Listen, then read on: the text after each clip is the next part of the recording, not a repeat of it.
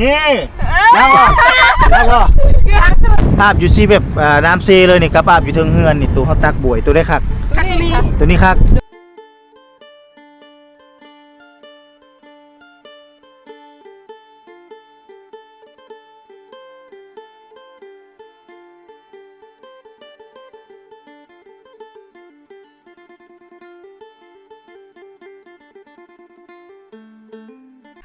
ถามสาวสิมักบ่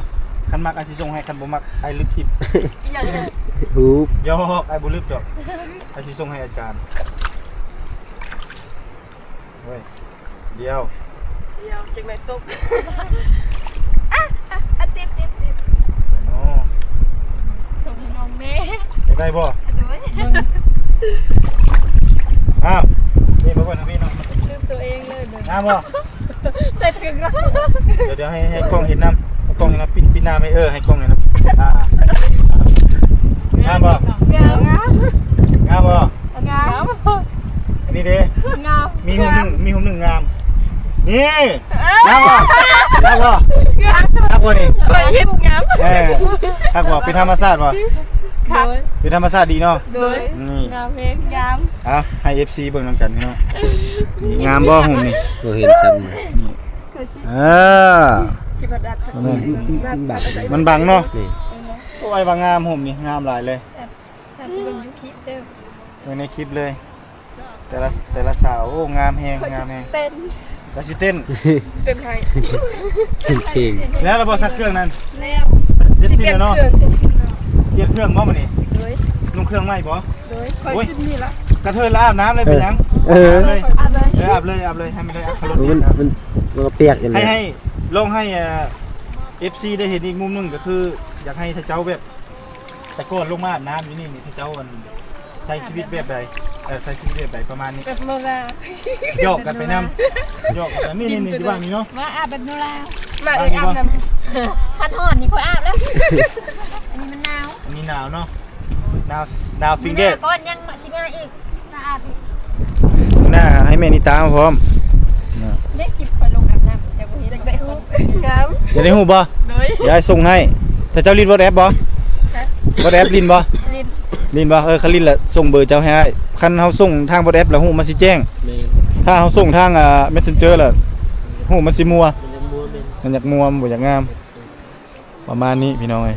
ย่างก็สิอาบน้ำเหรอมันจะกระตาบ่ได้อาบเขาไม่ได้ใส่เสื้อไปอาบ เอาไป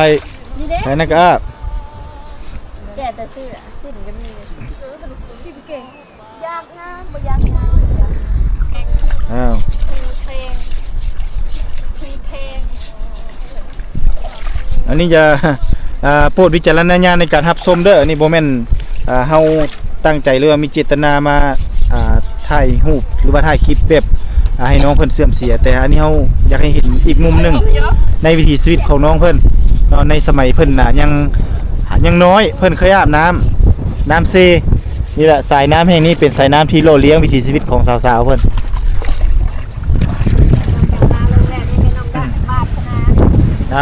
ใครจะมาอยู่มุมนี้เหมือนถ้าเจ้าไปอยู่มุมเทิงเหมือนได้ก็มุมนี้นะ ใช่เห็นนั่ง มุมนี้มันบ่อยากกันนั่นปานใดบ่อยากแจ้งปานใด โอ้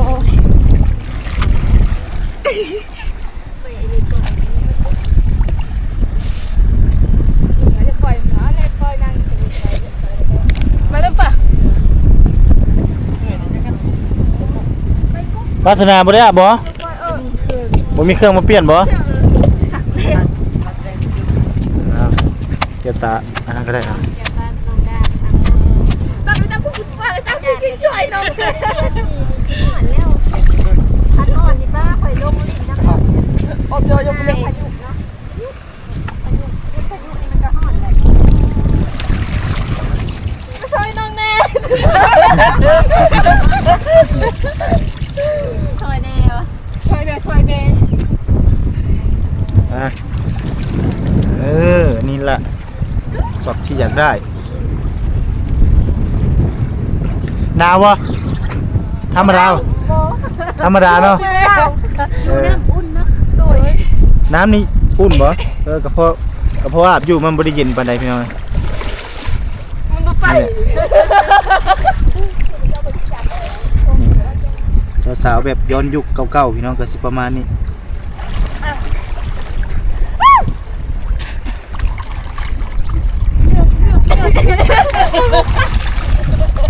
เอาดีๆได้เลย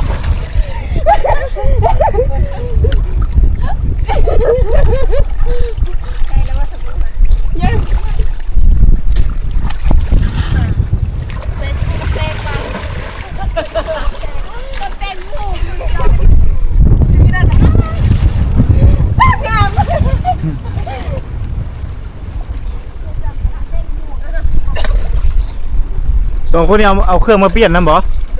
โอเคหมดสั้นหนาวสบาย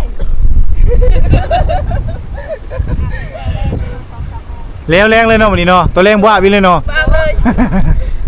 ตั้งโมงดิ3 โมงแล้วปะจ๊ะ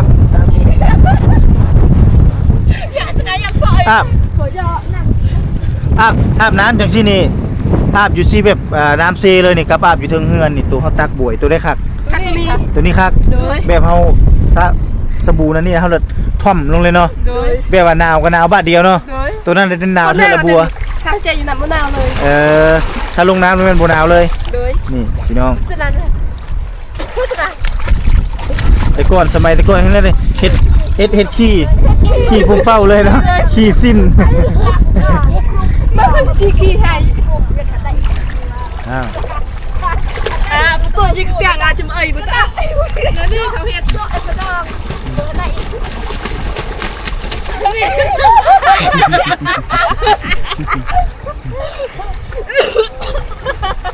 เป็นรัดพอแล้วFC คอมเมนต์โอ้อย่าไปอาบน้ำด้วยจังแล้วน่ะมาเดินเด้อม่วนเปลี่ยนดีงามคักลายบรรยากาศสุดยอดบรรยากาศดีแล้วแต่ต้นคืองอย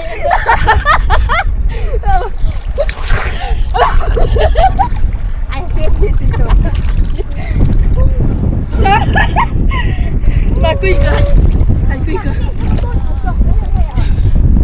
โอเคไปมันนี่ขึ้นมาเอา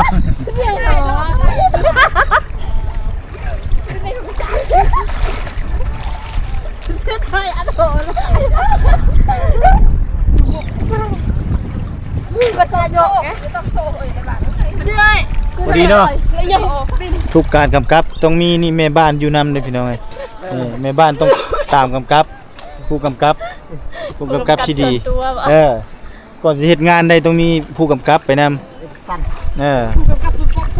ผู้กำกับบอกไปนำบ่ได้เลยต้องปกป้องพระเอกเลยอย่าพลิกทุกทิก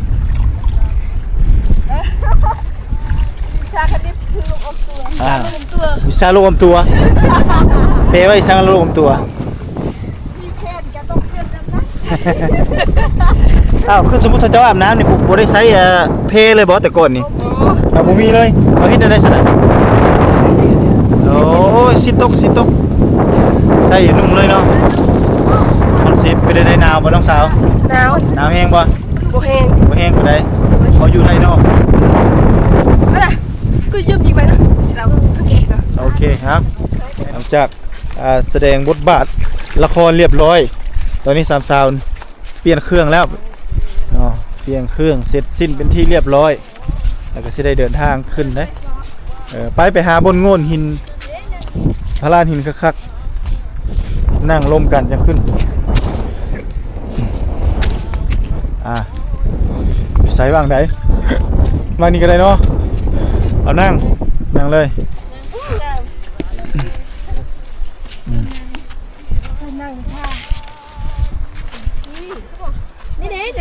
นั่นนี่แหละนี่ถ้าเจ้าก็ย่อนตีลงมา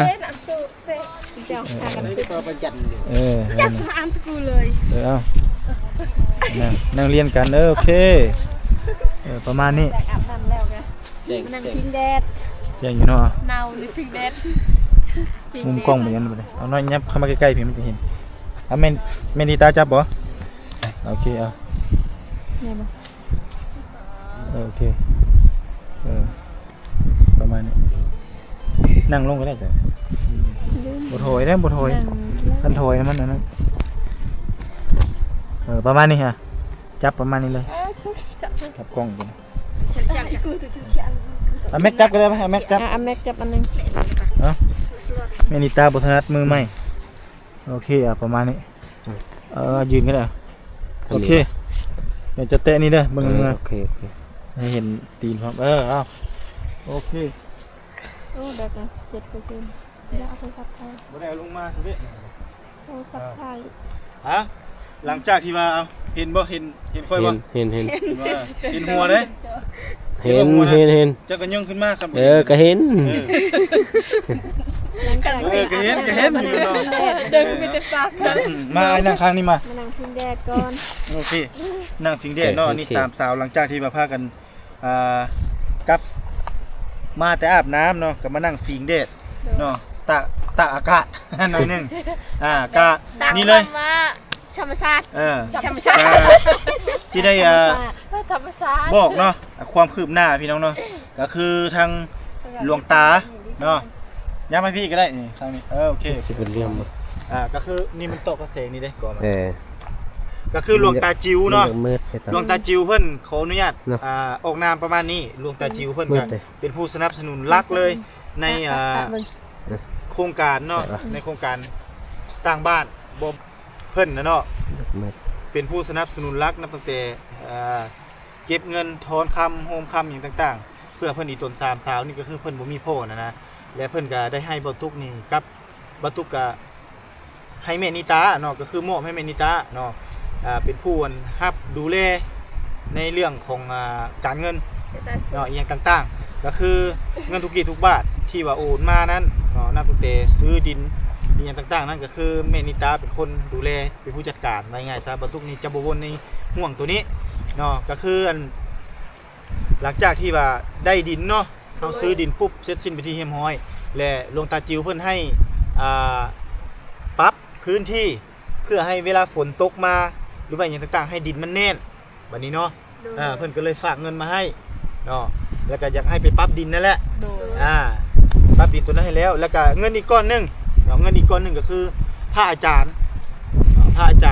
จากประเทศไทยคือกันเนาะเพิ่นมอบเงินมาให้จำนวน 10,000 บาทแต่เงิน 10,000 บาทนั้นบ่ทุกเป็นเลขเป็นเงินเรียบร้อยแล้วเนาะเป็นจำนวนเงิน6ล้านกับ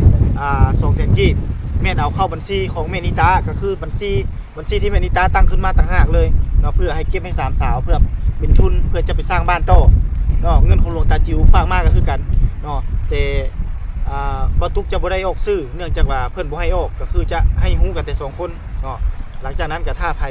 โอนเงินมาคือยกตัวอย่างพระอาจารย์ที่อยู่ประเทศไทยเพิ่นโอนเงินมาจำนวน10,000 บาทนี่แล้วเฮาก็ได้ตกลงกับ3สาวแล้วแต่มาบอกซื้อเพื่อให้FC ทั้งภายในและต่างประเทศโดยเฉพาะแม่นผู้เพิ่น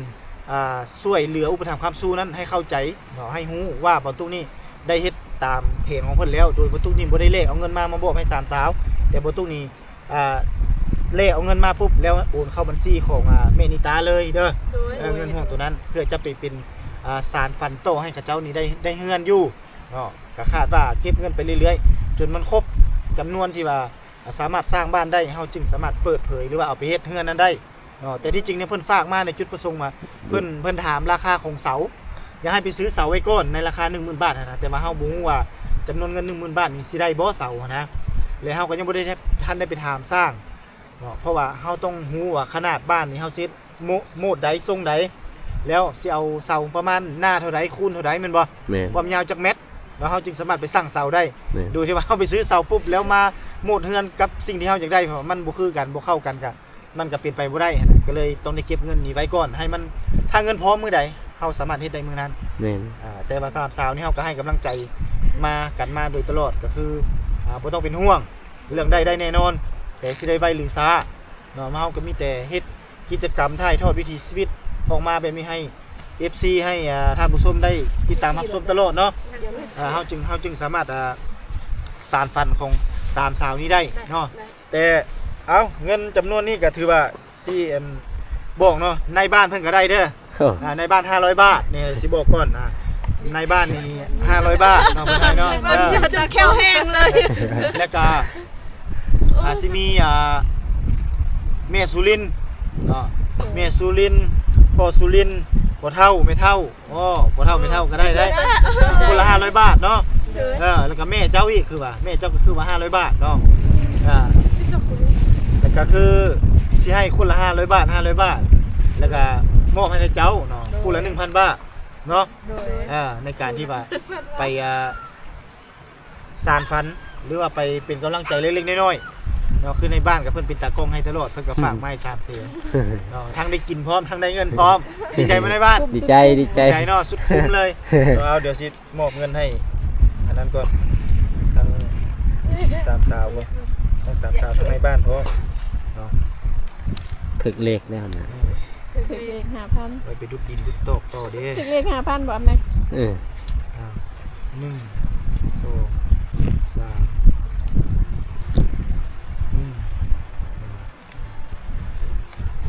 3อันนี้มอบให้ในบ้านเด้อแล้วจะให้ฮู้ให้เพิ่นเบิ่งหลังกล้องเด้อนี่เด้อให้ในบ้านแล้วจำนวน300,000กีบเงินก็500 บาท ในบ้านยิ้ม2 3อันนี้ให้เมทัลเมทัล300,000โคเท่า300,000โดยขอบใจหลายเด้อที่ให้พ่อเฒ่า นี่ลงตาจิวได้เนี่ยเงินลงตาจิวทั้งนั้นได้นี่ได้1 2 3อันนี้ให้พ่อสุรินทร์1 2 3อันนี้แม่สุรินทร์นกเสน1 2 3อันนี้แม่เจ้าครบเนาะครบแล้วแต่อันนี้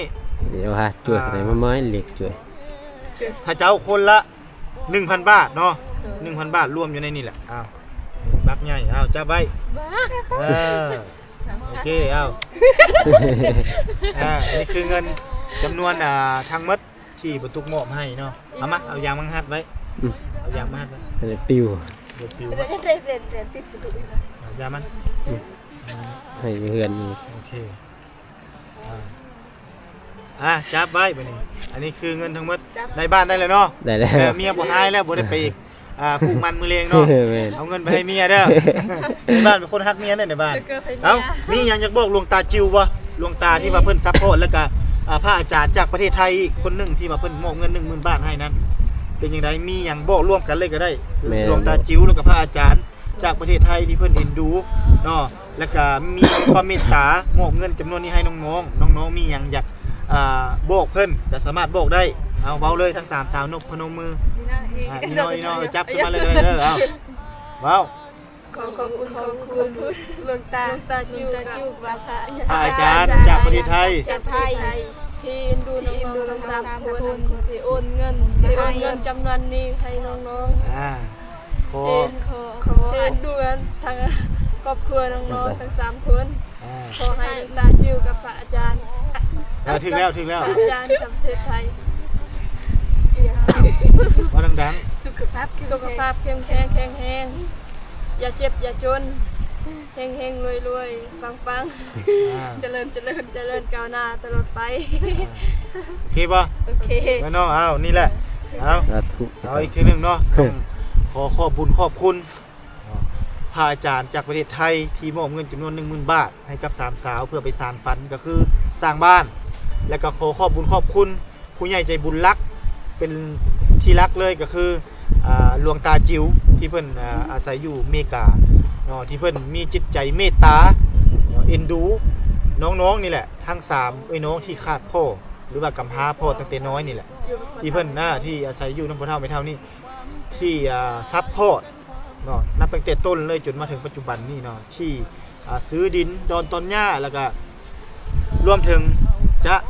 สร้างบ้านนี่แหละให้น้องๆแต่ว่าเพิ่นก็กำลังเฉพาะกำลังเพิ่นผู้เดียวก็อาจสิยากลำบากถ้าบ่มี FC หลายๆท่านหรือว่าทุกท่านที่ดูน้องๆมอบให้คนละเล็กคนละน้อยเนาะเพื่อจะไปสานฝันให้น้องๆนี่ได้มีเฮือนอยู่เนาะได้เปิดร้านได้อย่างต่างๆนะเนาะก็ต้องขอบคุณดวงตาแล้วก็พระอาจารย์หลายๆขอให้ดวงตาและพระอาจารย์นี่จงมีแต่ความสุขความเจริญสุขภาพเข้มแข็งแข็งแรงปรารถนาสิ่งใดสมความมุ่งมั่นปรารถนาเนาะขอให้เป็นอยู่เป็นโฮมโพมไซให้ลูกให้หลานและซัพพอร์ต น้องลุงลูกหลานหลานๆแบบนี้ตลอดไปเด้อเอาขอบคุณหลายๆเด้อ ไรเด้อไรเด้อ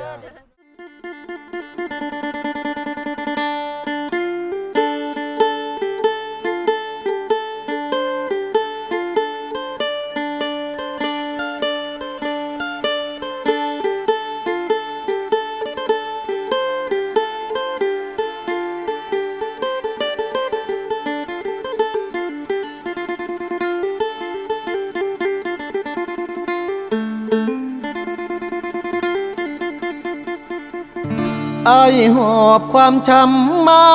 เซละนองหลายปีหม่นหมอ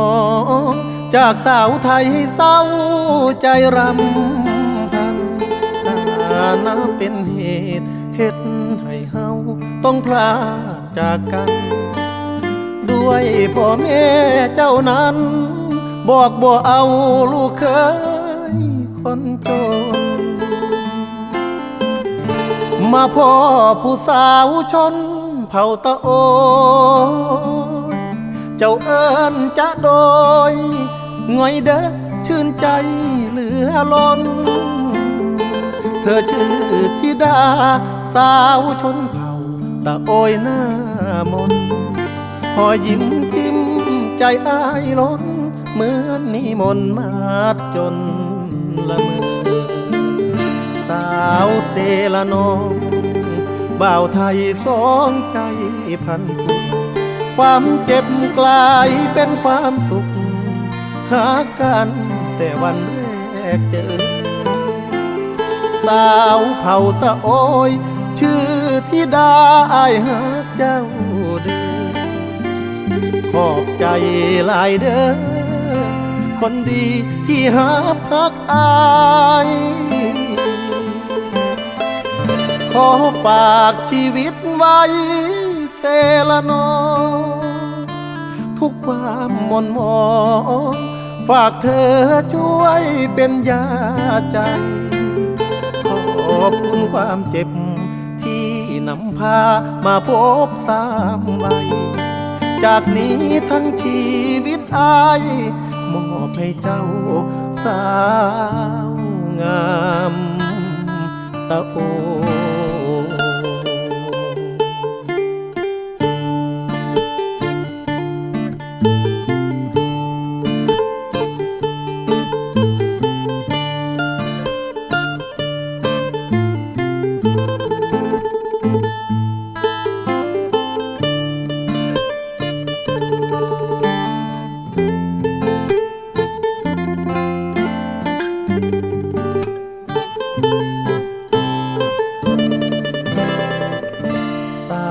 เซละนองบ่าวไทยสองใจพันผูกความเจ็บกลายเป็นความสุขหากันแต่วันแรกเจอ สาวเผ่าตะโอยชื่อธิดาอายหาเจ้าเด้อขอบใจหลายเด้อคนดีที่หาพักอายขอฝากชีวิตไว้เซละนองทุกความหม่นหมองฝากเธอช่วยเป็นยาใจขอบคุณความเจ็บที่นำพามาพบสามใบจากนี้ทั้งชีวิตอายมอ